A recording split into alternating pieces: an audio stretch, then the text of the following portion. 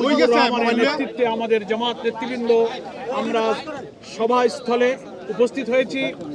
মহান আল্লাহ তাআলার কাছে আমরা সবাই শুকরিয়া আদায় করছি যে আজকের দিনে আল্লাহ তাআলা একটি চমৎকার আবহাওয়ার মধ্য দিয়ে আমাদের এই সম্ভাব্য এবং আয়োজিত ঐতিহাসিক জাতীয় সমাবেশের একটি সুন্দর পরিবেশ দান করেছেন। আলহামদুলিল্লাহ, আমরা আল্লাহ তাআলার কাছে দোয়া করছি আগামী কালও যেন মহান আল্লাহ আমাদের প্রতি দয়া করে, ক্ষমা করে, করুণা করে আবহাওয়াটাকে জনসভার জন্য অনুকূল রাখেন।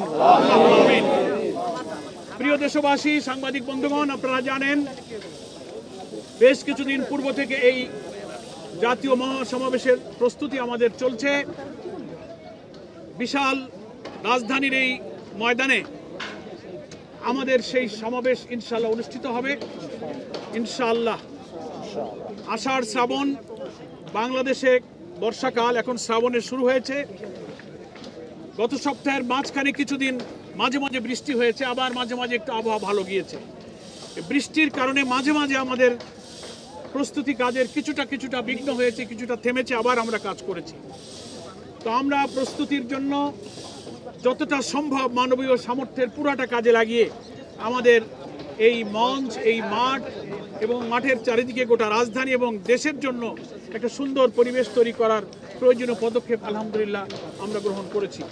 আমাদের প্রিয় আমিরে জামাত ডাক্তার শফিকুর রহমান, যিনি এই জাতীয় সমাবেশে সভাপতিত্ব করবেন, যিনি আমাদের প্রিয় নেতা, যিনি 24 জুলাইয়ের গণ অভ্যুত্থানের পরে এদেশের গণ আকাঙ্ক্ষার স্বপ্ন অনুযায়ী নতুন বাংলাদেশের স্বপ্ন সারথী, যিনি জাতীয় ঐক্যের ডাক দিয়ে একটি কল্যাণ রাষ্ট্র গঠনের লক্ষ্যে গোটা জাতিকে ঐক্যবদ্ধ হওয়ার আহ্বান জানিয়েছেন, তিনি আগামীকালকের এই সমাবেশে সভাপতিত্ব করবেন।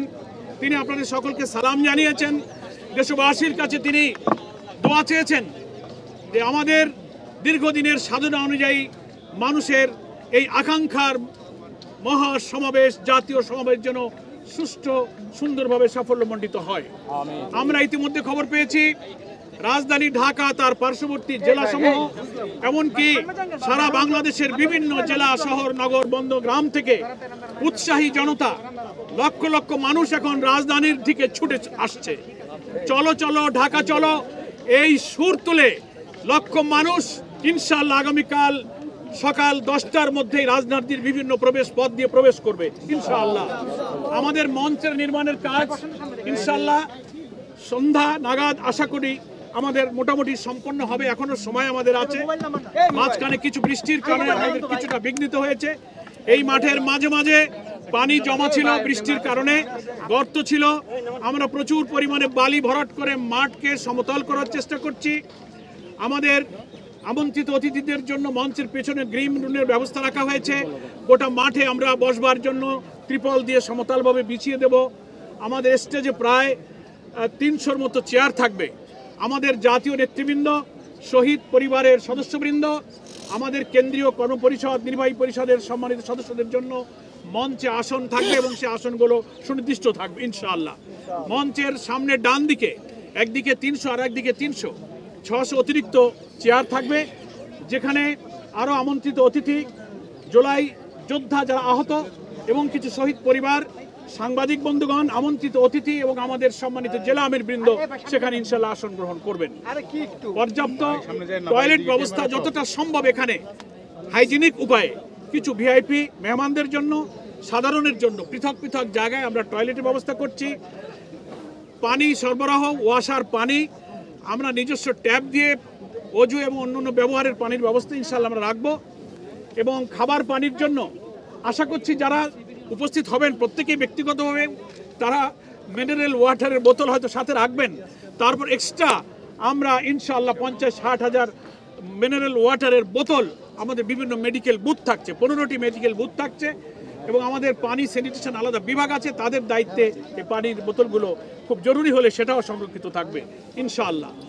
আমরা এলইডি 33টি এলইডি সেট, তারপরে বাইরে 300-র অধিক মাইকের হর্ন সেট করা, লাইট ব্রডকাস্ট, সাংবাদিকদের বসবার জায়গা, সব ধরনের ব্যবস্থা কিন্তু রয়ে গেছে এবং ইনশাআল্লাহ আমাদের প্রস্তুতি এখন প্রায় সমাপ্তির পথে। আপনারা দোয়া করবেন আমাদের আজকে এই সন্ধ্যা নাগাদ যাবতীয় কাজ কি করে আমরা সম্পন্ন করতে পারি, আমরা সেই চেষ্টা করে যাচ্ছি। আমাদের জনবল, আমাদের স্বেচ্ছাসেবক বৃন্দ চতুর্দিক থেকে এসেছেন এবং তারা কঠোর পরিশ্রম করছেন।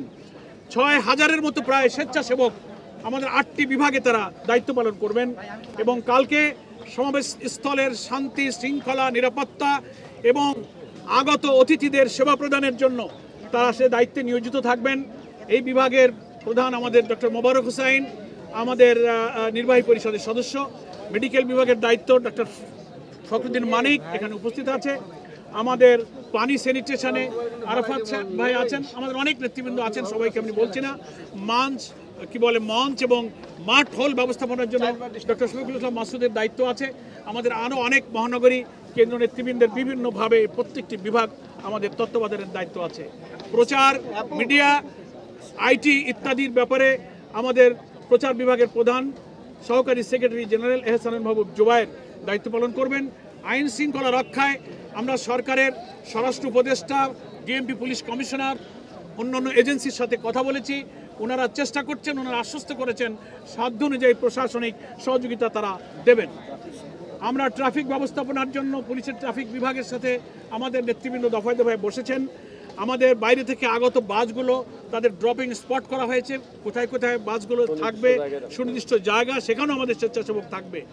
স্থলপথ, নৌপথ এবং সড়কপথ, সমস্ত রেলপথ, সব দিক থেকে আমাদের লোকেরা কিন্তু সকাল থেকে রাতেই ঢাকায় প্রবেশ শুরু করবে ইনশাআল্লাহ।